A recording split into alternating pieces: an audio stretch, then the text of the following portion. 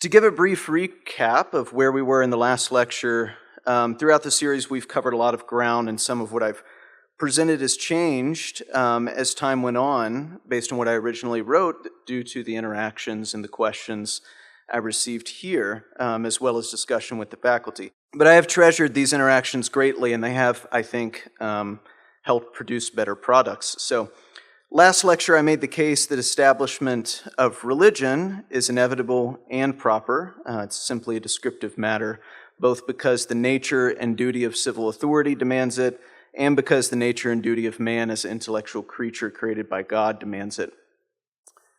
Even the great pagans affirm this, as I said. Cicero and Plato knew it, that the civil and temporal power will always and indeed must promote and protect religion, if only for the sake of order, but most especially for the sake of justice to transcendent powers, the source of temporal power. I mentioned that the expression of this could take on myriad forms, according to the history and condition of a people, but that the principle and aspiration is universally recognized. I cited several Protestant sources for this point, that even apostate or pagan rulers fulfill this duty, and sometimes in spite of themselves, in principle, even if they are wrong in the object, namely that they are misguided as to what true religion is, but are feebly attempting to promote and protect a religion. And of course, you can consult the confessions on this too, the Belgic, the Irish, the Helvetic, the English ones all. I want to spend our last bit of time together describing America to you, at least America as it was first conceived. Given all that I've said over the past 3 lectures, it is incumbent upon us to consider whether and to what extent all of it can apply to us or did apply to us in our context, in our nation, and with our history and traditions. If what I've suggested, especially in the last lecture, is utterly foreign to us, then it's admittedly a tough sell. We need to know whether and to what extent I've been saying about all of these things is conducive to the good of man, is also conducive to our place and our time and our history.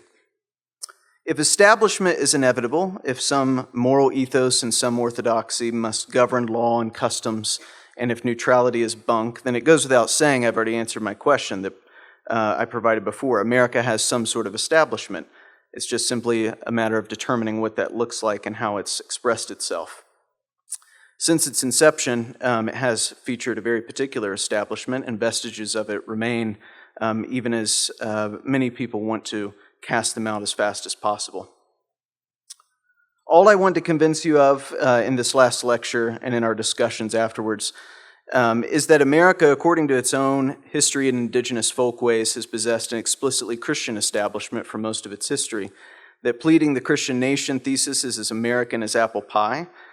This is obviously a provocative, heterodox suggestion now, maybe not in this group, but generally, even as the majority of Americans, by some miracle of God, remain self-professedly Christian. We still have a supermajority, if you didn't know.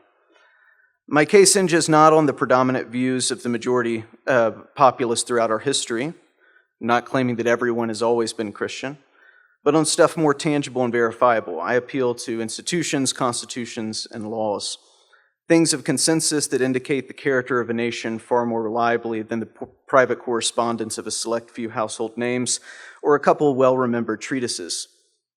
And beginning in 1776 is also misguided. Our country is older than that. John Adams, rivaled only by Thomas Hutchinson probably as an historian of New England, himself instructed us to go back further to understand the new republic even at that time. So we should begin at the beginning. I promise to be economical in what I stack up here for you, otherwise your time would expire before we reach the 18th century and none of you would graduate. The colonies, whether Massachusetts, Pennsylvania, or Virginia, so we can take a northern, middle, and southern colony, were sanctioned by an English monarch to spread Christianity and abide by English common law, which integrated Christianity to itself. And to the point earlier, most colonists, up until very late in the 18th century, are perfectly happy with that arrangement of the English monarchy. The laws of each colony reflected this. As Patricia Bonomi has put it, it's not exaggeration to say that Christianity was the principal cause of the settlement of many of the colonies. The Mayflower Compact dedicated the colony to the advancement of the Christian faith. The Charter of New England commanded the enlargement of the Christian religion. The Cambridge Platform, following the Westminster Confession, charged the magistrate with care of religion. and praised the cooperation between church and state in this regard. Sermon after sermon, hundreds of them from Congregationalist clergy, affirmed the same, namely that the chief duty of the civil authority was to the common good and true religion, and this sentiment was expressed in this medium into the 19th century. As an aside, it is curious to me that the venerable position of abortion abolitionism is unable to tolerate a violation of the Sixth Commandment, but most of us don't blink at the violation of the First or Second Commandment by the magistrate regularly. But we cannot focus on just New England, even though it exercised outside influence in shaping the character and trajectory of the eventual nation. Dale's Code in Virginia colony, its first legal standard, required church attendance, protected clergy from public insult, and punished blasphemy, among many, many other things. None of us would have enjoyed Virginia at this time, I gather. William Penn's colony was dedicated to be populous and Protestant and serve a holy experiment. As historians have pointed out, Penn, the supposed harbinger of modern-day religious liberty, restricted such liberty to Protestants. Whatever denominational diversity marked the colonies, a consensus is visible. Colonial America was dedicated to the proliferation of Christianity, was based on it, and this in a generally Protestant expression up and down the eastern seaboard. But we do have to fast forward to the 18th century. All that colonial stuff is surely outdated. The first state constitutions present a different story, though. Before getting into that, though, we should first make a note about how this consolidated, not compound republic works, or should work, and why state activity is more important here for determining the character of America. Under the original constitutional arrangement, and the one we still have ostensibly, the external policy was dedicated to the general government, what we'd call the federal government now, whereas internal policy was left to the states.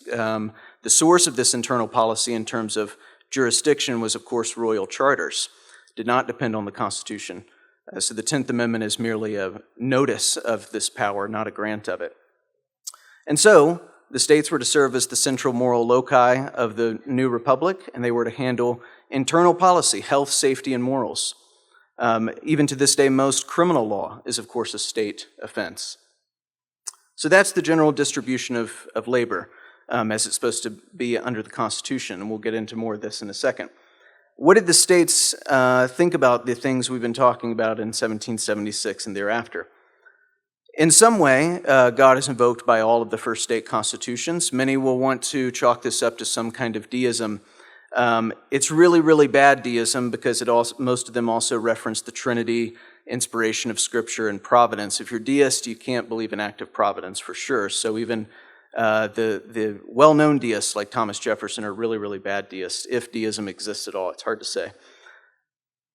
9 of 13 states required civil officers to affirm certain Christian doctrinal tests. Delaware's is a representative one, and it's of course, Delaware doesn't have the history that Massachusetts does, so this is a good test case. Delaware's Constitution said, every person who shall be chosen a member of either house or appointed to any office or place of trust, before taking his seat or entering upon the execution of his office, shall take the following oath or affirmation, if conscientiously scrupulous of taking an oath. To wit, this is the quote, I do profess faith in God the Father and Jesus Christ, his only Son, and the Holy Ghost, one God, blessed forevermore, and I do acknowledge the Holy Scriptures of the Old and New Testament to be given by divine inspiration. Can't hold office if you don't think that. North Carolina said the same thing. Georgia, Massachusetts, New Hampshire, South Carolina, and Vermont limited office holding to Protestants. So even if you affirmed what Delaware wanted you to, it's too bad if you're in Georgia or Massachusetts or elsewhere. While they did reserve, of course, toleration for Christians generally, but Protestants were going to run the place. That's the point. Pennsylvania required an affirmation of God's existence and, quote, a future state of reward and punishment, very important, so that you keep atheists out. Maryland was somewhat laxer given its contentious history between its original Catholic aristocracy. The Protestants kind of took it over later, and it was violent at times. They favored simply a general Christianity which would accommodate both factions. Generally speaking, the full civil participation was limited explicitly or implicitly to Protestants. Of course, 98% of the nation at this point is Protestant, so it's not a huge deal. For example, Article 18 of New Jersey's Constitution, that no person shall ever within this colony be deprived of the inestimable privilege of worshiping Almighty God, being Christian, in a manner agreeable to the dictates of his own conscience, nor under any presence whatsoever be compelled to attend any place of worship contrary to his own faith and judgment, nor shall any person within this colony be obliged to pay tithes, taxes, or any other rates for the purpose of building or repairing any other church or churches, place or places, they want to make sure you know singular and plural in these, or for the maintenance of any minister or ministry, contrary to what he believes to be right, or has deliberately and voluntarily engaged himself to perform. This sounds really great. So if you're a Christian, you can, as long as you're generally Christian, you could be a Quaker, something like this, you're going to be tolerated. The very next line says, specifically says that no Protestant inhabitant would be denied the enjoyment of his full civil rights. So there's clearly a tiered system here. Rather, anyone professing a belief in the faith of any Protestant sect was considered electable. South Carolina established itself as a generally Protestant state insofar as only Protestants in good standing with the church, so you couldn't have a church mad at you, would hold office.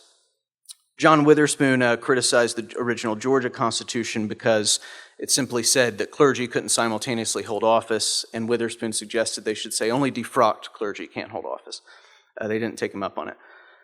Later states added, 1791, Tennessee comes in. They're going to be very liberal and explicitly reject a denominational test for office, but they say you still have to believe in God or you can't hold office. So, not only were magistrates and legislatures and governors expected to be Christian, they were expected to be nursing fathers of the church, as the Suffolk Resolves had said, and as Ezra Stiles and countless other ministers preached. James Hudson has identified the nursing fathers language, of course, Isaiah 49:23, to be ubiquitous in early American expectations. To bring up Witherspoon again, the 1788 American revisions to the Westminster Confession maintained that magistrates should be nursing fathers as a matter of duty to, quote, the church of our common Lord without giving preference to any denomination of Christians above the rest. Not exactly pluralism. That is, they were to protect the church and true religion from open revilement and often provide public funds for maintenance.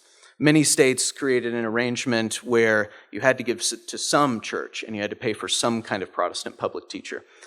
So they weren't going to tell you which one, but there was a limited array of application for that. To this end, blasphemy and Sabbath laws were also ubiquitous up through the 19th century. You can look those up. They're lots of fun. My favorite one is one from Tennessee where they punished two guys for hunting outside of the church, kind of in view of people and disrupting the service. Isn't all this irrelevant, though, because of the federal one, the federal Constitution? Isn't the Constitution godless? No mention of God, even if it does include reference to the Sabbath, is, of course, in the general or federal Constitution. But we have to remember what I already brought up about the arrangement under our federalist system, under this sort of distribution of labor between internal police and external police, you might say, which has to do with foreign policy, war, so on and so forth. Even Hamilton referred to America for this reason as an empire, right? Because many would think of themselves existing in their states as individual republics or nations, not in the way we think of them now. Much of the ratification debates were taken up with satisfying the fears of national centralization and uniformity. The Anti-Federalist in particular had to be reassured that the colonial traditions and ways of life would not be disrupted. As James Winthrop had insisted, no single legislature was capable of regulating the whole of the colonies. The states were too diverse, too dispersed. They thought the country was way too big and overpopulated, with 13 states and 3 million people. And so, on the question of religion, James Madison, of all people, promised his fellow Virginians that, quote, there is not a shadow of a right in the general government, federal government, to intermeddle with religion. Its least interference with it would be a most flagrant usurpation. Richard Dobbs Speight assured North Carolinians that no power was given to the general government to interfere with religious arrangements as they then stood at the state level, because any act of Congress on this subject would be an usurpation. They liked that word. This represents the constitutional consensus at the time. In fact, as scholars note, there was a shockingly little attention given to the First Amendment in the debates. No one was really that concerned about the substance, simply the language that would restrict the federal government in this way. And why is that?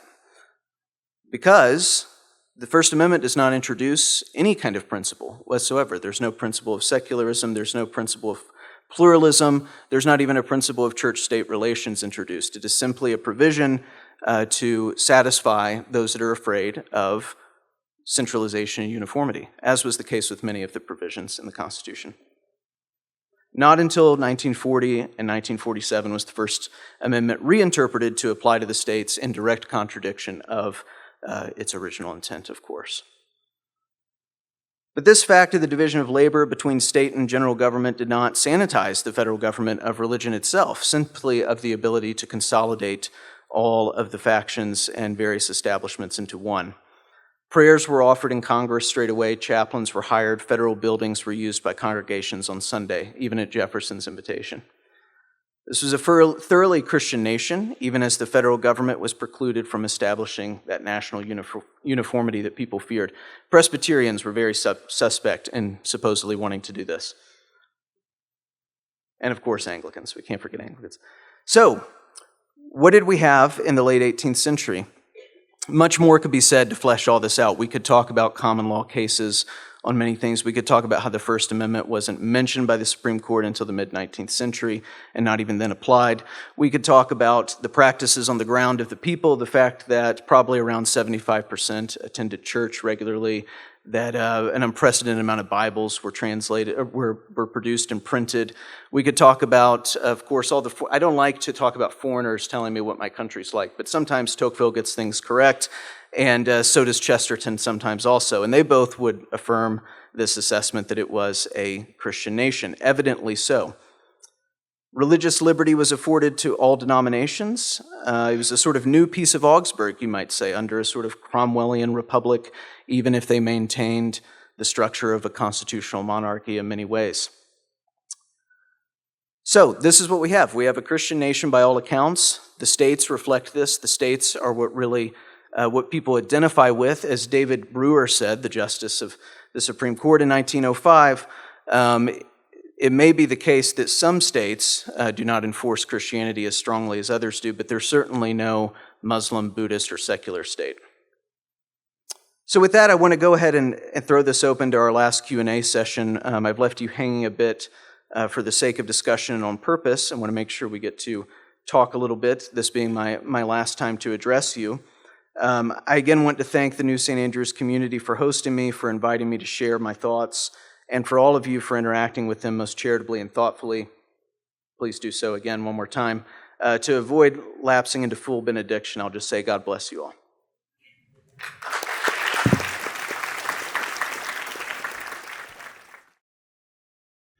I'll open up with just maybe a starter question. That was very good, very clear. They've all been good lectures, and it's been great to have you. This establishment question is key. We just addressed it in Lordship, and we did so from the Westminster Confession. Of course, the Westminster Confession, the original, and then the American Revised Version on the civil magistrate has some significant changes. I basically have one question for you, and then we're going to open it right up, so get ready for yours. In the old, original Westminster Confession of Faith, the civil magistrate has this duty of protecting the church and is established with very clear powers: the punishment of blasphemies, the reformation of worship. Strong language that would make Americans just go, whoa. And for the implementation of those duties that he has in protecting the church and the worship, he can call synods, not only call synods, but be present at synods and see that what is conducted there is conducted according to the mind of God. And you're like, whoa, do you want the Idaho governor doing that kind of thing? That's the question. Now, the American version is lighter, but it's still in the realm of this establishment Christian nationalism idea, because it says the civil magistrate has a duty of protecting the church. And the American actually employs that nursing father language from Isaiah. So when you were talking about the First Amendment, it just is a very practical question here about the literature. Would the men that were back there in the colonies as they're establishing this federal government, and they said, we don't want you to interfere, you may not establish a church, would they have thought that the civil magistrates at the federal level had the duty to protect the church? They couldn't establish a church, they couldn't prohibit the free exercise thereof, but were they still nursing fathers, or do you think they would have categorized that as like, no, only the state magistrates are the nursing fathers, and you federal magistrates are just something other entirely. What do you think they would say? It's hard to say because it does seem clear. Again, the ratification debate literature on this is very limited because there doesn't seem to be a big issue. I think they would expect the federal government, of course, to be respectful of the pre-existing state establishments and not meddle with them. I mean, that's exactly what they say. So in that sense, they are, they're kind of being nursing fathers. They're protecting them, but it's a delegated duty to not a lesser magistrate. The governors are not lesser magistrates. They just have all different jurisdiction.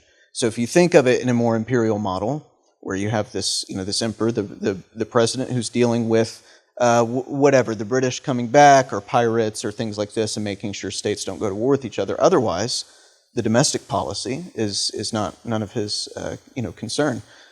So, are they still supposed to be nursing fathers? Yes, in the sense that all magistrates are. But in this particular arrangement, that's why I call it American style, that concern and duty has been delegated already by agreement at the beginning, by compact. And of course, a good magistrate is supposed, as Althusius would say, is supposed to operate within the sort of history and traditions and arrangements that are given to him and not violate what the people are expecting. Your state magistrates are nursing fathers, and then your federal magistrates are like nursing uncles. Yeah. Something like that. I think that works. Like a nursing uncle situation. Yeah. A final point for me, and then we're going to pass the mic, would be what's come up again and again on this is not so much the practical question is, do you really want the civil magistrates to have that kind of authority? Your ultimate question is going to be, does the Bible give them? Is that essential to the office of what it means to be a civil magistrate, is that you are to protect the church of God in some sense, in some form? And then, of course, the question about our own history just brings it all to light because it's not that crazy of a concept. With that, raise your hand and we'll pass the mic.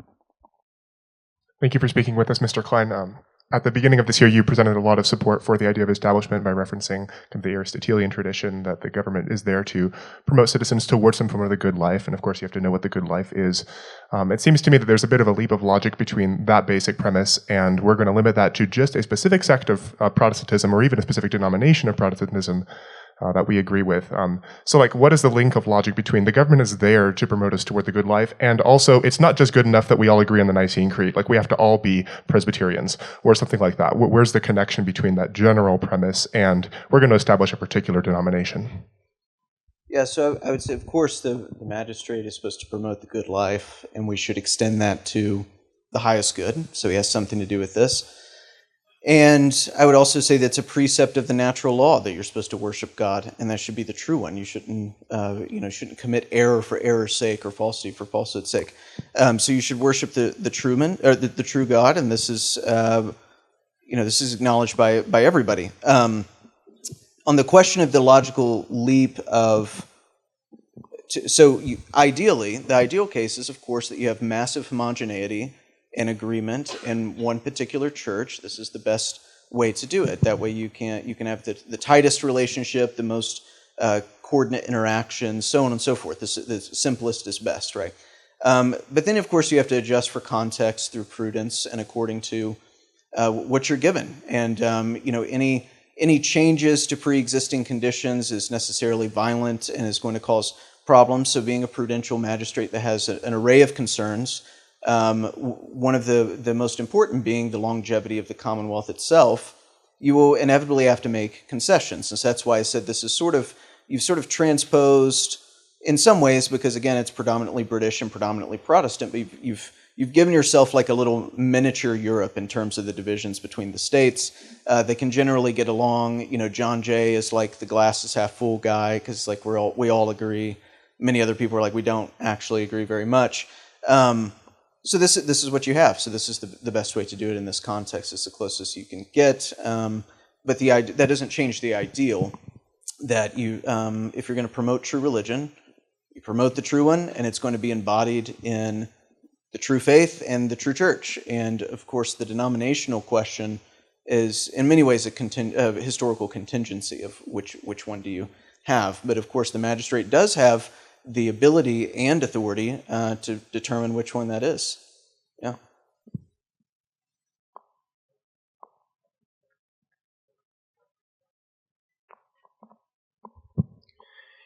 In your opinion, what are some of the key reasons that shifted the view from establishment of religion being, you know, establishing Protestantism or Hinduism or something like that to simply, having the Ten Commandments in a government building? You mentioned that sort of in the 40s there was a bit that sort of first usage of that sort of idea. What are some of the things that helped cause that shift in that view? You're talking about the shift in the application of the Establishment Clause? Or what counts as establishment of religion? Oh, I see. Oh gosh, a lot of stuff. Of course, more towards the beginning of the country's birth, properly speaking, under the current constitutional order, you do have an increase rapidly of diversity, partly through immigration, partly through all kinds of things. Of course, the awakenings play a major role in this. That's where the second one in particular is where we get all the crazy stuff. So things do change. The country does grow. This becomes more and more. So the process of even disestablishment proper, meaning tax-supported churches in the states, is sort of long and winding, and each state kind of has different reasons. But that doesn't even necessitate getting us to the point you're talking about, like we are in the 40s and there afterwards. The introduction of these sort of myths about secular principle and pluralism and all these sorts of things that are somehow embedded in, what do you want to say, the penumbras of the Constitution, I suppose we could say, or natural logical consequences, as if they're good, necessary and proper. This is where it has to go. This is a sort of, a pathology that takes over, especially in the legal profession. And the reason it's a sort of pathology is it's great when liberal justices, because they're upset, because they're losing, will call out the originalist or conservative justices for doing very, very shoddy history. They're right about it. So the narrative for conservatives at some point becomes, this is a Judeo-Christian values kind of place. This other stuff, this more serious and kind of particularized establishment, all of that, that's not really what was intended or in the cards. It's just this general thing. So the battleground shifts, and of course the liberals are fighting it tooth and nail all the way through until finally they get, in the way they usually do, they get the Establishment Clause incorporated to the states in a case that it's irrelevant to. I mean, it's essentially dicta in that case. But that's how they get it in, and then it's off to the races. Once you have to establish it, or once you have to apply it to the states, there's not much more that can be. That's the nail in the coffin at that point. And so then it's just an expansionary project. Anything that defies a sort of secular principle is going to become a violation. There's not a very good explanation, but it's a crazy story. Anyway.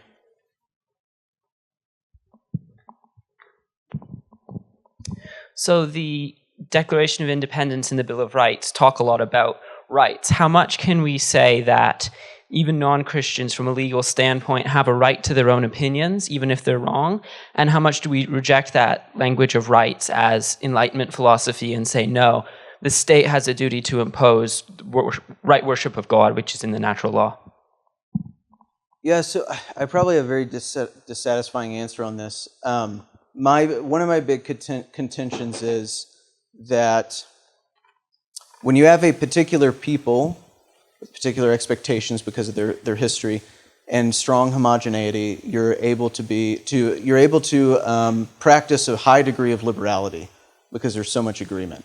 And you can talk about things. The Declaration of Independence is an international document, right? It's meant to be read all over the place.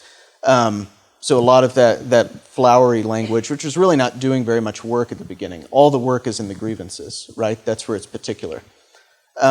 And the first grievance is he's refused to pass laws necessary for the common good, right? This is the particular stuff that talks about 18th century British Protestants, and that's what it was. And when everyone agrees on many things, you don't have to enforce very much. It's kind of like if you have, I think I put it this way somewhere recently, if you have really good catechized children that are pretty compliant and obedient, you don't have to discipline very often. And you can have these rules that are very broad and subject to much interpretation even. But that doesn't make them universal principles, alike and everywhere applicable to all people. right? So this way we think about things in a universal way, I think is very confusing if we're drawing them from the source material in the founding. That does not, of course, mean that there are not universals. It's just that universals are always particularized in expression, and they're understood by the people who express them to mean certain things and do certain things. And when we strip them from that context, or rather rip the rug out from under them, they become incoherent. And then they make you do all sorts of crazy things, right? So that's my answer to that. I mean, as a matter of just history, there was good toleration. It was very tolerant. It doesn't mean you get to do everything you want. They still had a proper bifurcation of belief and practice at the time, which we no longer do. So you don't get to do whatever you want. You don't get to build a mosque on every corner that you want or what have you. But in general, it was fairly tolerant. But again, it was very easy to be tolerant because you have a minority Catholic group and you have a minority Jewish group, and that's it. And the rest of you all agree and are Protestants. And all things considered, the Catholics and Jews are good citizens. They don't really do too much. So it's very easy to talk this way. Once you have a totally different map and a total different level of diversity, which is always a fact, but it just it compounds. I'm not sure to what extent we can apply that understanding anymore to anything really. It's the original context for its drafting is completely gone. So I'm not even big on like critiquing the Enlightenment or whatever that is. No one is able to tell you most of the time. There's just ideas, and our forefathers thought a lot of things and had a lot of things. But I'm talking about the consensus, kind of in the main, on what we were doing, and it was an assertion of a particular people in a particular history, and their understanding and expectations of what they would get from one another, and that included these. I mean, when you look at, forget the Declaration for a minute, although I think it's basically there too. And it's a natural philosophical progression to talk about the universal and move to the particular, and that's what the Declaration does. So I don't even think it's that impressive. Most of the beginning is just boilerplate stuff. But you look at the typical way of speaking about the grievances at the time that the colonists had is under British liberties and British rights as Protestant men, right? That's what you see over and over and over again. So that's what it's about. Those things have been violated, and then that's what is replicated in many ways for them again. And so, again, it's not that there's no universals underlying all this, it's just that everything has to be particularized in expression, and you can't take the particular expression and then turn it back into itself a universal, right?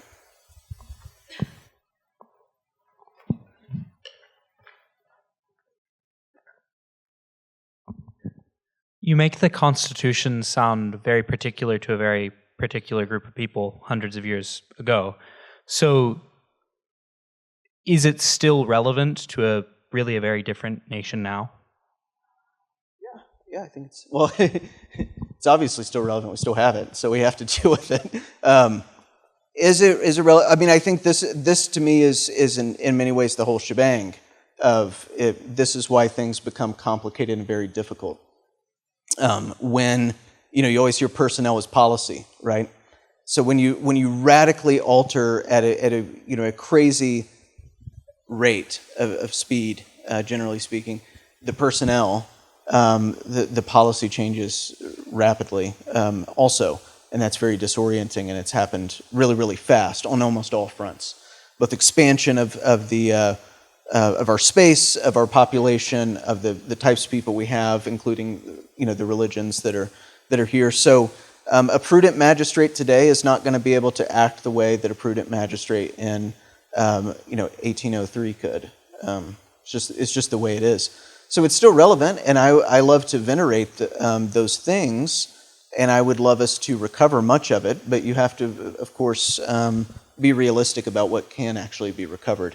And my only point is, much of what we'd like to recover has preconditions that are necessary for it being recovered. And unless you have some way of getting those back, it just doesn't work the same way. So early on in our country's founding, we had the debate between Federalists and Anti-Federalists, or maybe between a unitary state and confederalism. Do you see a major difference in how they wanted the establishment of religion to function? Just so I'm understanding your question, are you asking between the Federalists and Anti-Federalists if they had a differing opinion? Yes. Okay. No, I don't think so, actually. I think sometimes, not all the time, the Federalist-Anti-Federalist divide is conveniently exaggerated because we need camps, right? This helps us. There was kind of this mixing and mingling often, right? So on a particular issue, someone is rightly categorized as an anti-federalist, and on other issues, he may not be. But on the question of religion, as I said, I mean, all good historians on this point will just note there's just no data because no one cared. It was like very flippant. The only point that the anti-federalist, in this case, the ones being loud about wanting some kind of guarantee, once we get to the Bill of Rights, is they just wanted to make sure there was language saying, that this would be protected. And you will note that it's one of the few that it's sort of the companion to the necessary and proper clause. It's a limitation on it, right? That's why they decided they needed it, most likely. So they wanted to say, okay, you can do a lot of things, but we want to make sure this is not touched, which indicates, and it was passed pretty easily. In fact, James Madison was the only one, I think, to suggest that it be preemptively incorporated.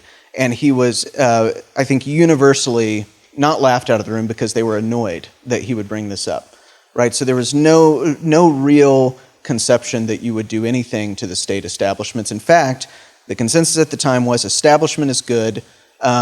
We also like this sort of liberty of conscience, and we want to recognize that some for Protestants, generally, for Christians, right?